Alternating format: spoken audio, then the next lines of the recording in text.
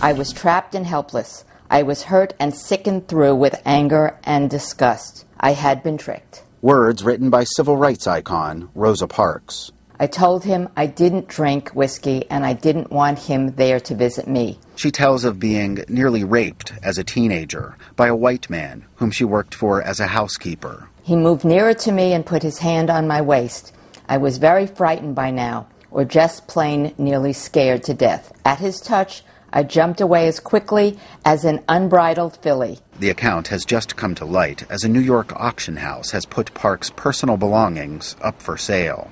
But an institute Parks started in Detroit disputes that she wrote it from her own experience.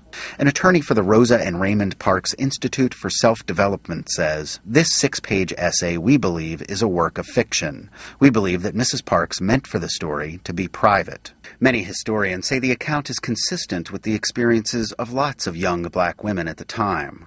If true, it could help explain her lifelong campaign against sexual violence. He was a bit startled and asked me not to be afraid. He would not hurt me. He liked me. He didn't want me to be lonely and would be sweet to me. He had money to give me for accepting his attentions. Parks hand-wrote hundreds of pages telling of her outrage at everything from being bullied to the murder of Emmett Till. Most think of her as simply that wonderful, brave lady who one day did a noble deed and didn't give up her seat on the bus. But was she really planning that? Was she really thinking for decades what it would take to change the way her world was functioning?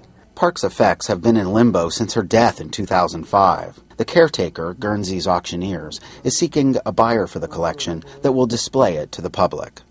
Ted Shaffrey, Associated Press, New York.